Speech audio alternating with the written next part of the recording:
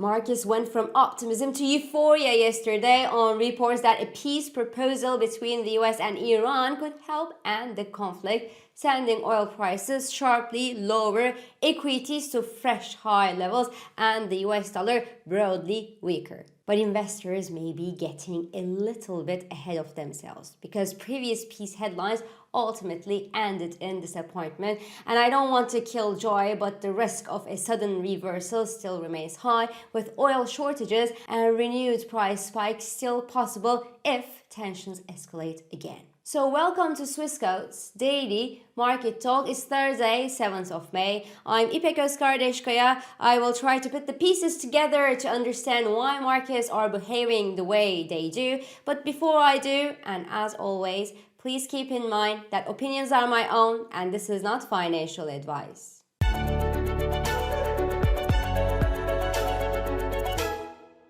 This show is brought to you by Swissquote. So optimism on no further escalation in the Middle East turned into euphoria yesterday on news that there is a peace proposal on the table that could eventually end the war in Iran. The headlines have not flipped yet this morning. At the time I'm talking here, the major headline is still that the US and Iran weigh potential deal. So US crude shortly traded below the $90 per barrel level yesterday on the news, and Brent crude fell below $97 per barrel level. Considering that the price was flirting with the $115 per barrel mark just 2 days ago, seeing levels below the $100 per barrel psychological mark got investors probably a little bit ahead of themselves. The yields dropped sharply, pricing the end of the inflationary risk along with the end of the war. The US dollar fell across the board. The US dollar index is actually now back to levels that we saw before the Iran war started,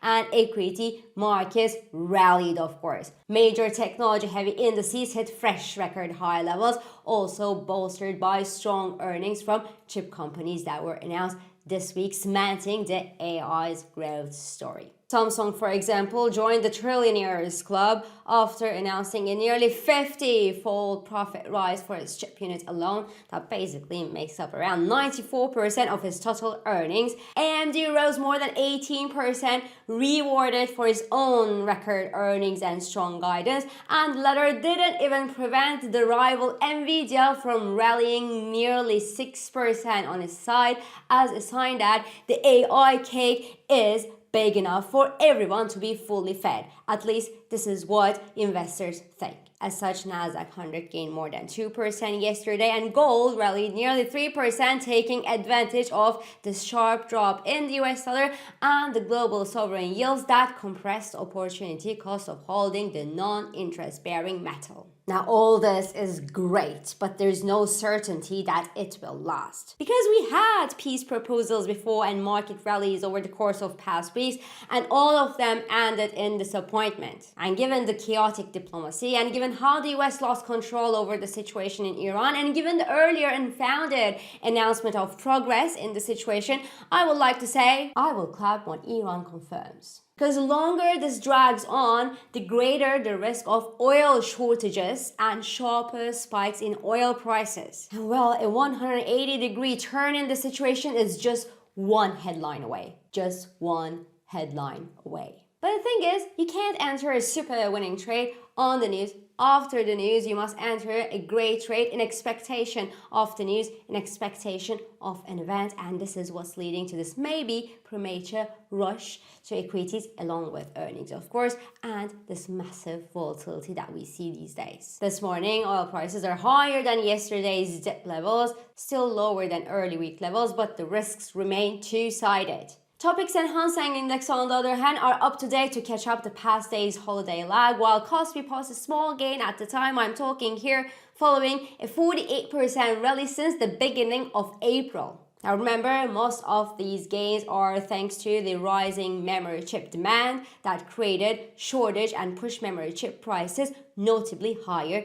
That is due to the AI demand primarily. And now we're talking about triple-digit price increases in these memory chips. Now, the memory chip makers are used to boom and bust cycles. During the boom cycles, like the one we see today, they increase their capacity, they produce more chips, and they ultimately end up with too much chips in their hands, which then pull prices lower and weigh on their margins. But today, many bet that AI demand will break that cycle and keep the memory chip sector in an eternal boom cycle. Is it possible? On one hand, computing needs double every 6 to 7 months. And this could accelerate as AI adoption accelerates and AI models grow, meaning that we will always need more chips, there will never be enough chips in the market. On the other hand, such demand and such margins would pull other players in and eat into the margins. And in fact, today, the parabolic rise in Samsung's PE ratio warns that the stock price is rising faster than its earnings despite that 50-fold rise in chip profits. So rationally, there should be a correction. But sometimes it takes time until investors come back to their senses. What is interesting, however, is that the AI trade has changed hands. Or it has at least broadened to other hands. Because it's no longer Nvidia alone that's carrying this rally, but it's a cocktail of AI model providers like OpenAI and Anthropic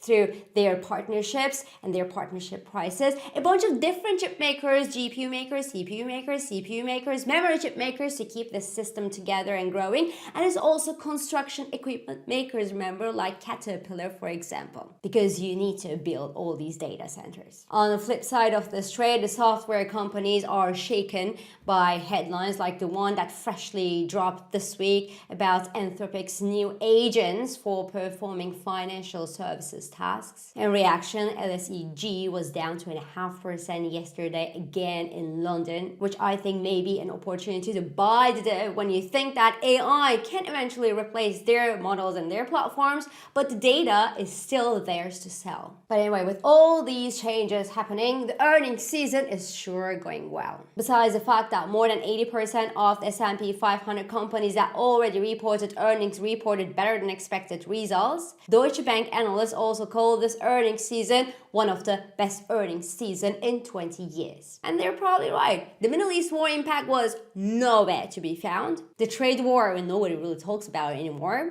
The ADP report yesterday in the US printed lower than expected figure for job additions, suggesting that the US economy added around 109,000 new private jobs last month versus 118,000 expected by analysts. Inflation numbers, on the other hand, also start heating up on notably higher energy prices since the beginning of the Iran war, and they start moving away from the central bank's 2% inflation target, meaning that if the war doesn't stop in the coming days, literally in the coming days, and if oil prices, energy prices don't come down sustainably, the central banks must step in with higher borrowing costs. That would suck, really, in the middle of such a beautiful party. But optimism was such yesterday that investors around the world rather saw the glass half full and cheered the fact that the US job additions, for example, were notably up compared to the 61,000 additions of the month earlier. And as we discussed yesterday, a softer than expected figure also justifies lower US yields. Or simply, no one really cares about the jobs data anymore. The war headlines and the chip earnings are way more exciting than the good old jobs figures. But whatever it is, the market mood today is too optimistic to last, in my opinion. Because the higher this market goes, the faster we'll fall if anything goes wrong. So the best thing to do is to remain diversified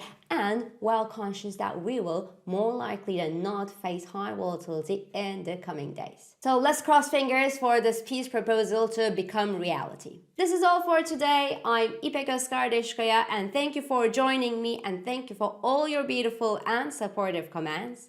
I hope this episode of Market Talk has been helpful and it has been insightful to you. So please do not hesitate to leave your comments, your reactions, and your questions below as usual. Follow us on Instagram, on X, on LinkedIn, but also on WhatsApp, Threads, Telegram, and Blue Sky for regular market updates. Subscribe to our YouTube channel for daily market comments. And please don't forget to hit the like button on these videos to let us know that you enjoy them. So I will meet you again tomorrow. And until then, good day trading. Trading and investing carry risks, including capital loss. CFDs in digital assets are volatile and not suitable for everyone. Swissquote assumes no responsibility for accuracy or losses from its use. Products and services are offered only where legally permitted.